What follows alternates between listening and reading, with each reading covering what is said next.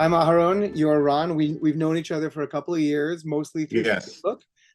We did meet because you were doing stand up in LA, and my wife and I came to see you. And as I recall, you were one of the good guys that night. There Oh, was thank you.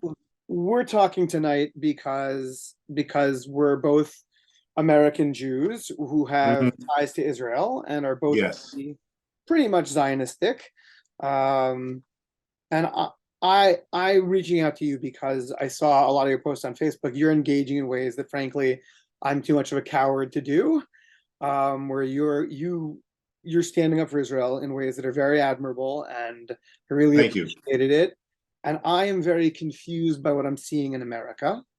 And Hmm. so I wanted to talk to somebody about it. So the first thing that I'm seeing, I'm not surprised that students, college kids on the left are gonna be pro-Palestine, because I think that there is a knee-jerk liberal reaction of whoever's not in charge are the underdogs, and we have to Right. support the underdogs. And I Yes. get that it's an unnuanced and frankly not the smartest,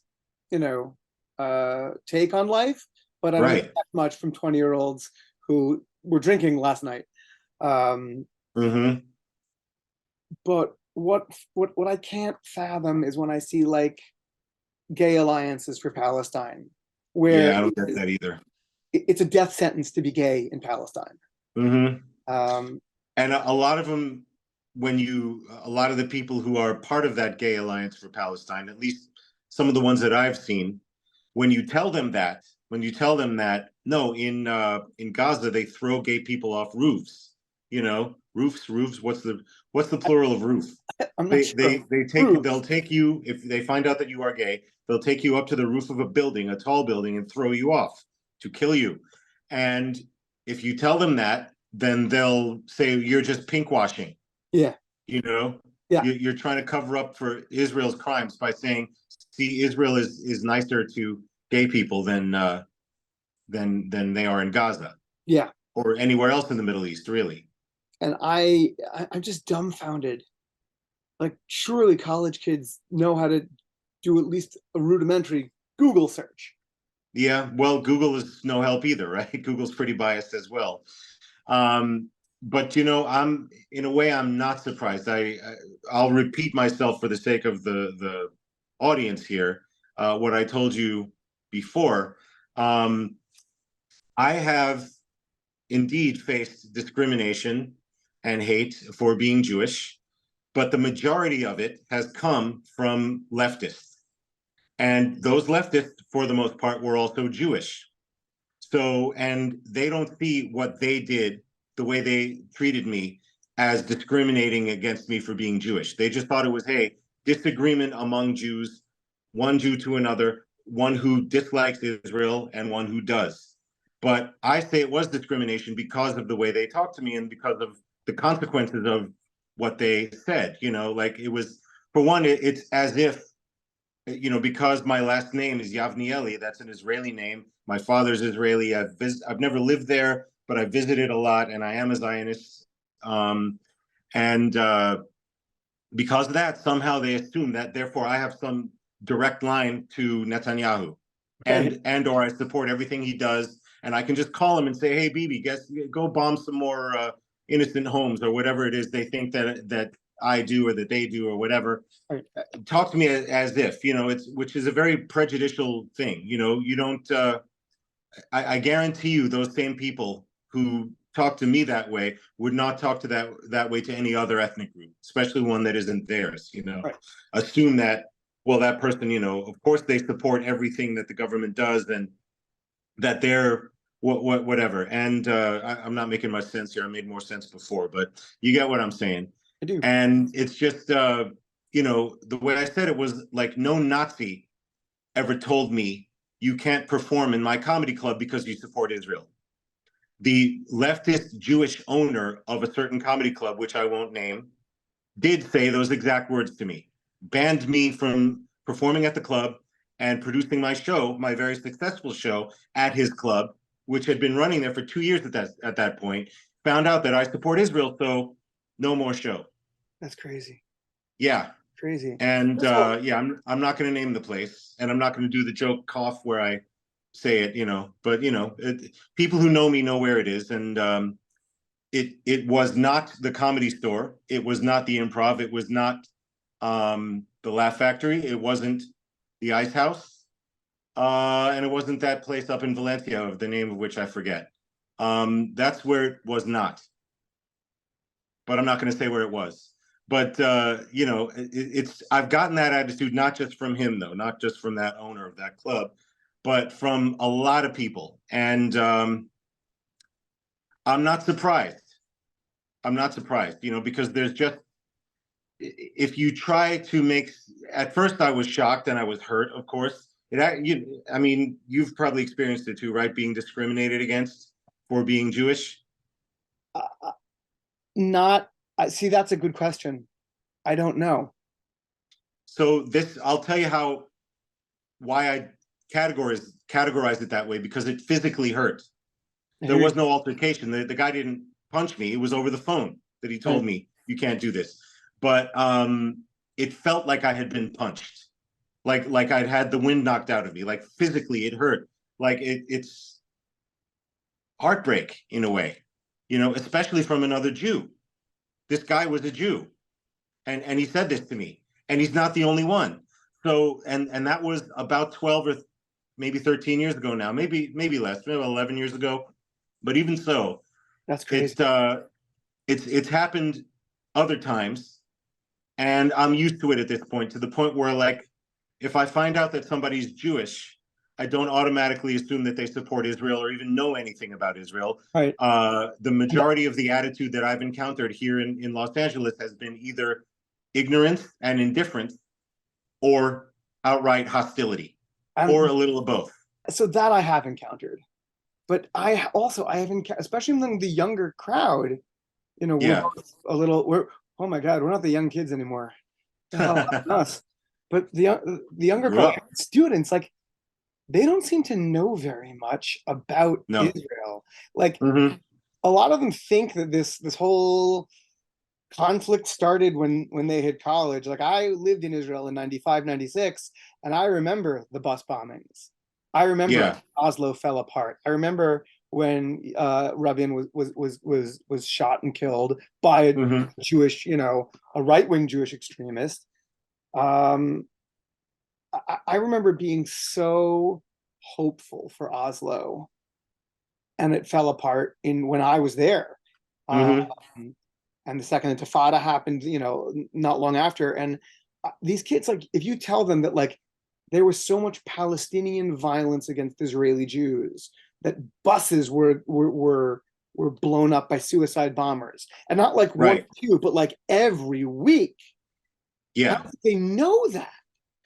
When I hear these, again, mostly leftists talking about how, the Israel and the apartheid wall, like, do you know that when that wall went up, the violence dropped precipitously? And I'm not saying that the wall was 100% respectful for people's property lines. I'm not saying that there weren't other consequences to that, but buses stopped exploding. And I can't, again, we talked about this before. I am not 100% like Israel can do no wrong. Two things true at the same time. Now, like you said, this is a brawl, not a negotiation, you said. Right. It's a brawl, not a debate. Yeah. Not a debate. Yeah. That is so true. Right now, there are people being held in tunnels in Gaza. Right. And women have been killed and raped, and it's been terrible. And right now, all we can do is sit back and watch Israel. Like, what should a country do when thousands of its people have been attacked and hundreds have been taken hostages? I also understand, again, two things can be true at the same time. I also understand that nearly over 10 times as many people as were attacked in Israel have now been killed on the Gaza side. And I feel terrible about that, especially considering. Are you sure that's true, though? Yes. Are you sure that's true? Yes. For the women, doesn't children that number who weren't come? involved. Doesn't that number come from Hamas? So I understand that it comes from Hamas, but for the sake of this conversation, let's just assume it's true. Right. I feel terrible about that, but I Hmm. also know that that wouldn't have happened had October 7th not happened, right? Like Yeah. Israel doesn't wake up in the morning and say, we're just going to carpet bomb Gaza. Right. And even when Israel does bomb a building in Gaza, they didn't just wake up one Hmm. morning feeling surly. It happens for justifiable reasons. Now, again, Yeah, of course. we can talk proportionality, and I'm not an international expert, and you're not an international expert, and I don't know how Certainly to not. put a funny spin on this. And like you said, like I don't know that you want to try to be funny about this. Like, No. right? No, like I just it's like those people who are anti the Ukraine. Like Ukraine got invaded by Russia. I side with the underdog. It's that liberal Sure. jerk reaction. I don't see Hmm. Hamas in this case as the underdog. They violently attacked a music festival, and Right.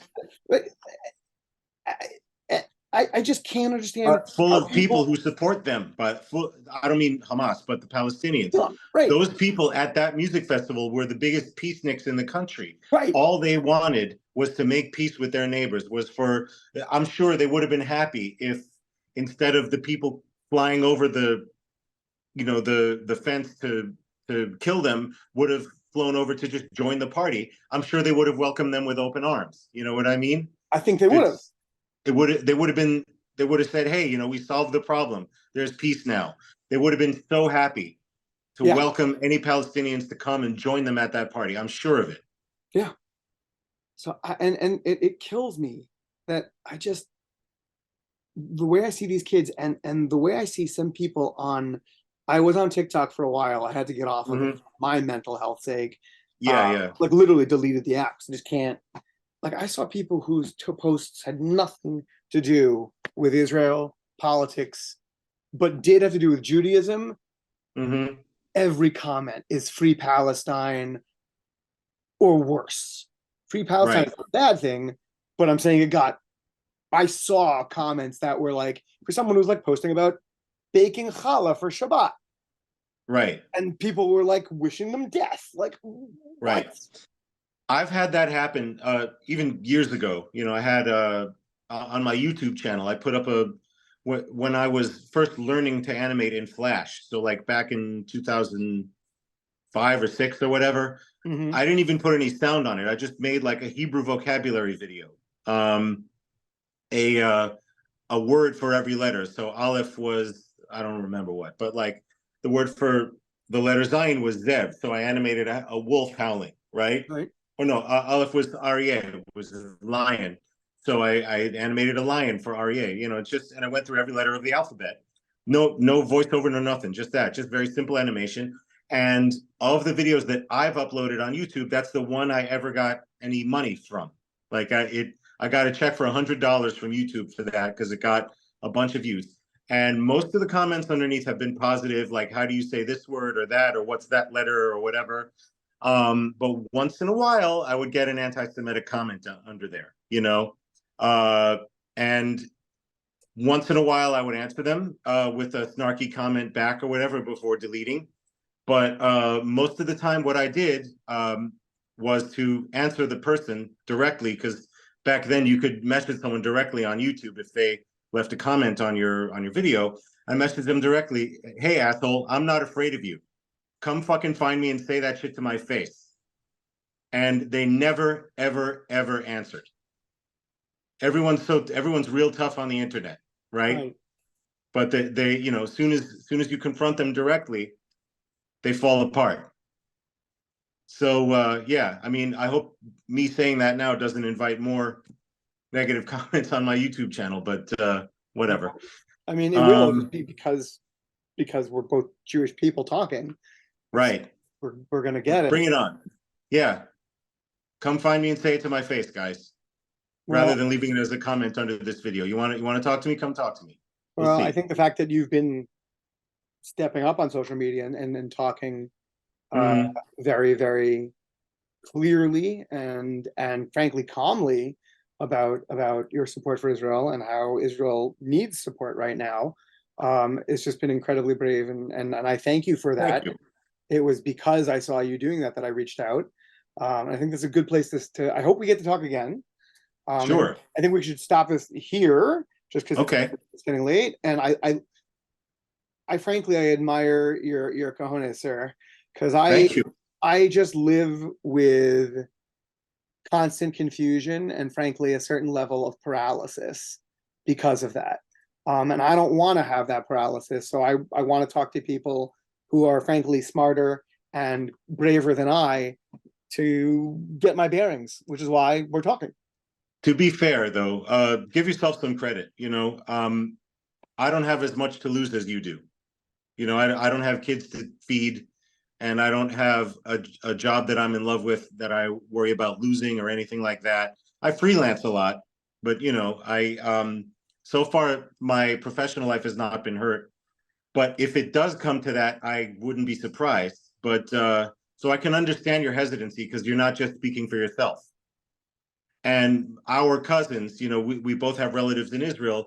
They're there on the front lines. I'm just posting stuff on Instagram and Facebook, but I really feel like it's all I can do. I wish I could go there and fight, but I'm too old and I have a bad back, so I'm not in fighting shape. But I really wish I could. I've never wanted to more than I do now. But don't beat yourself up for not doing what I'm doing. It's just everyone's doing what they can, and Well, you're doing this, so that's important. This is me using you to try to do my part. And I hope we first of all it was good to chat face to face finally for Sure. time in a couple of years. Yeah, Maybe we could talk again. for sure. Anytime you want. Thanks, Ron. All right. Thanks All for right. having me on.